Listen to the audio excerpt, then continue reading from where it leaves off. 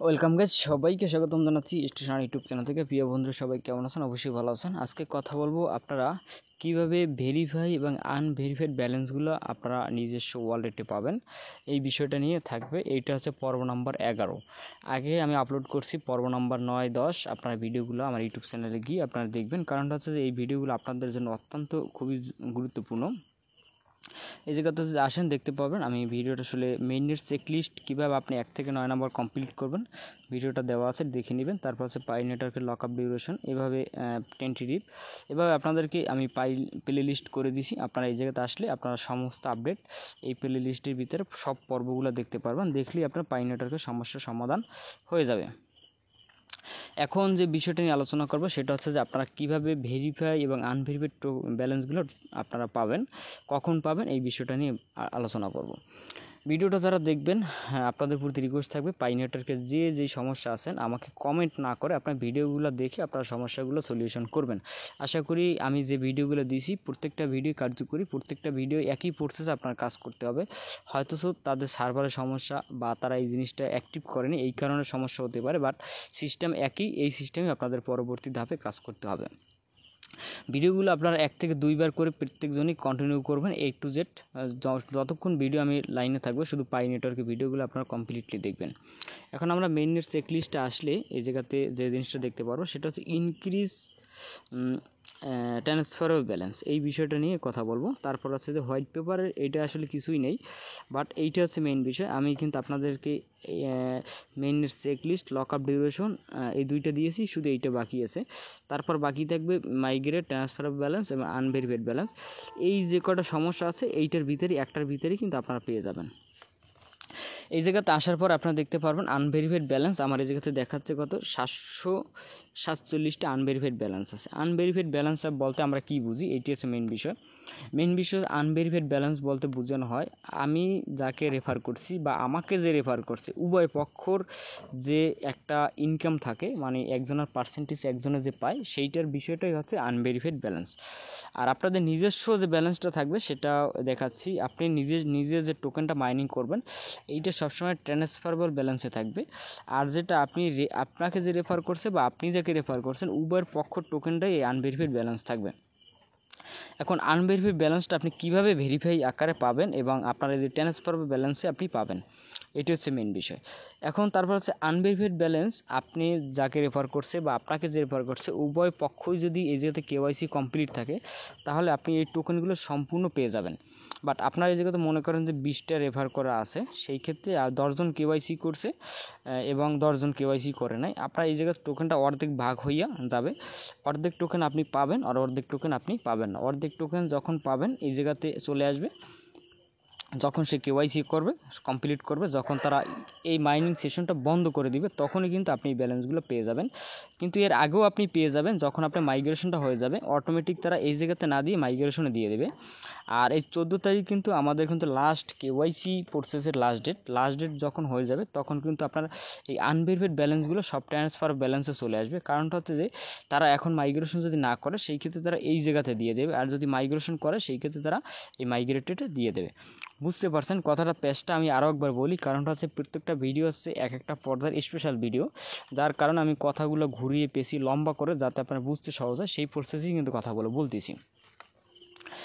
এখন যেটা থাকবে সেটা হচ্ছে যে এই 14 তারিখের পরে আপনারা যে ব্যালেন্সগুলো আছে এই ব্যালেন্সগুলো এই জায়গায় পেতে পারেন, না হলে মাইগ্রেটেডও পেয়ে যেতে পারেন। যদি মাইগ্রেট হয় তাই মাইগ্রেটেডে পেয়ে যাবেন, আর যদি না হয় তার ট্রান্সফারেবল ব্যালেন্স পেয়ে যাবেন।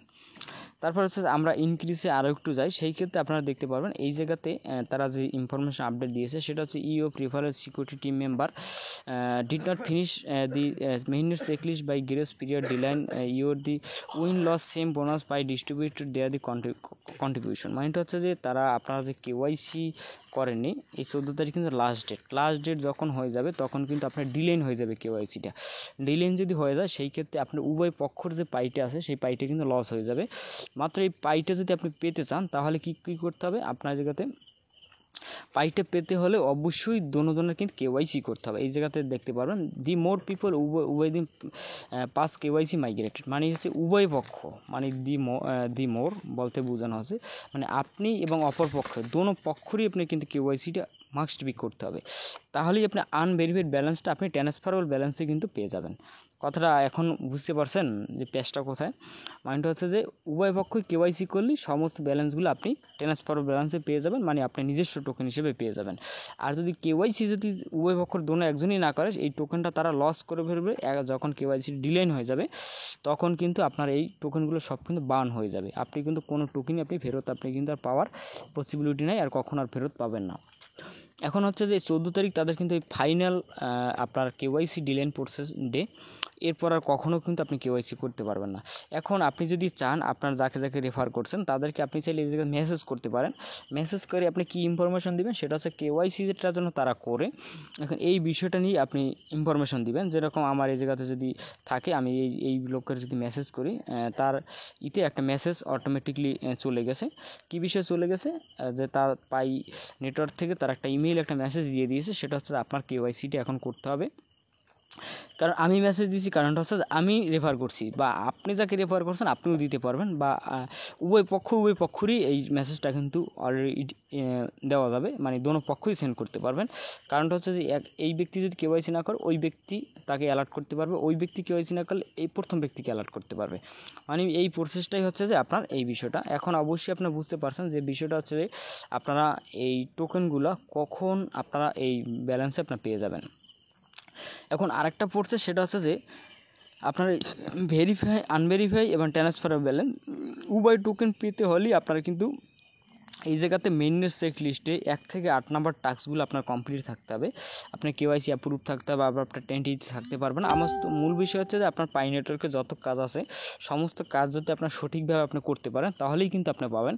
বাট এই জায়গাতে আপনি যদি উভয় পক্ষই যদি কেওয়াইসি না করতে পারেন তাহলে কিন্তু সবই বাদ। ঠিক আছে, কথাটা বুঝছেন? মূল বিষয় হচ্ছে যে উভয় পক্ষ সব করলে আপনি সমস্ত কিছুই আপনি কিন্তু আপনার নিজের কন্ট্রোল এবং আওতাভুক্ত থাকবেন। তারপর হচ্ছে যে আপনারা যে ওয়ালেট যেটা আছে সেই ওয়ালেটের পাসপ্রেস কিগুলো আপনারা নিজস্ব আপনারা এক জায়গায় ডায়েরিতে বা আপনার নিজস্ব এমন একটা জায়গায় আপনি উল্লেখ করবেন যেটা আপনি কখনো হারিয়ে না ফেলবেন। আপনি যদি গুগলে রাখেন, আপনি ইমেইলের পাসওয়ার্ড যদি ভুলে যান, সেই ক্ষেত্রে আপনার এটা হারানোর পসিবিলিটি থাকবে বা আপনার কোনো একটা কিছু হওয়ার একটা চান্স থাকবে। বাট আপনার এইটা কাজ করতে হবে, সেটা হচ্ছে যে আপনার এটা নিজস্ব একটা ব্যক্তিগত জায়গায় আপনার এটা লিখে রাখতে হবে, যেটা হচ্ছে যে আপনি নিজে ব্যক্তিগত ছাড়া অন্য কেউ যেন এইটার জন্য আপনার সম্পূর্ণটা না দেখতে পারে, এইটা আপনার মনে রাখতে হবে। আর এই পাসপ্রেস কিগুলো যদি আপনি হারিয়ে ফেলেন সেই ক্ষেত্রে আপনি কিন্তু কখনোই এই ওয়ালেটের এই টোকেনগুলো আপনি কিন্তু ব্যাকআপ এবং কোনো কিছু আপনি কিন্তু পাবেন না। আর আপনাদের মেইন বিষয় হচ্ছে যে আপনাদের যদি পাই এই জায়গাতে ব্যালেন্সগুলো থাকে, সেই ক্ষেত্রে আপনারা পাই ওয়ালেটে গিয়ে যে কোনো একটা আপনি এক্সচেঞ্জে এগুলো রেখে দিবেন। কারণটা হচ্ছে যে পাই ওয়ালেট কিটা যদি হ্যাক হয়ে যায় সেই ক্ষেত্রে আপনার কিন্তু সমস্ত পাই কিন্তু লস হওয়ার পসিবিলিটি থাকবে। আর যদি আপনি একটা এক্সচেঞ্জে নেন, যে কোনো একটা এক্সচেঞ্জ বা কোনো একটা কিছু হ্যাক হইতে খুবই একটা দারুণ মানে সম্ভাবনা না থাকার সম্ভাবনা বেশি। আর যদি এই ওয়ালেটে থাকে আপনার পাসপ্রেস কিটা যদি কেউ না নিতে পারে সেই ক্ষেত্রে আপনি কখনও সে হ্যাক করতে পারবে না, দোনোটাই নিরাপদ। বাট মূল বিষয় হচ্ছে যে এই জায়গাতে রাখতে হলে আপনার পাসপ্রেস কিগুলো মুখস্থ রাখতে হবে। আর আপনি যদি কোনো একটা এক্সচেঞ্জের ভিতরে রাখেন তাহলে ইমেলটা আর পাসওয়ার্ডটা আপনার মুখস্থ রাখতে হবে। আপনি যেটা ভালো মনে হয় আপনি সেটাই করবেন। আর ভিডিওটা আসলে এতটুকুই, আপনার বোঝানোর প্রয়োজন ছিল, বুঝিয়ে দিলাম। আর অবশ্যই আগের ভিডিওগুলো দেখবেন, আর বর্তমান যে ভিডিও আছে এই ভিডিওগুলো সবগুলো কন্টিনিউ করবেন। ভিডিওতে একটি লাইক, একটি কমেন্ট, একটি শেয়ার করবেন, আপনাদের প্রতি আমার একটা রিকোয়েস্ট। আর অবশ্যই লাইক কমেন্ট করলে অপরজন দেখতে সাহায্য করবেন, এতটুকুই আপনাদের থেকে চাওয়া। ধন্যবাদ সবাইকে, দেখা হবে নেক্সট ভিডিও।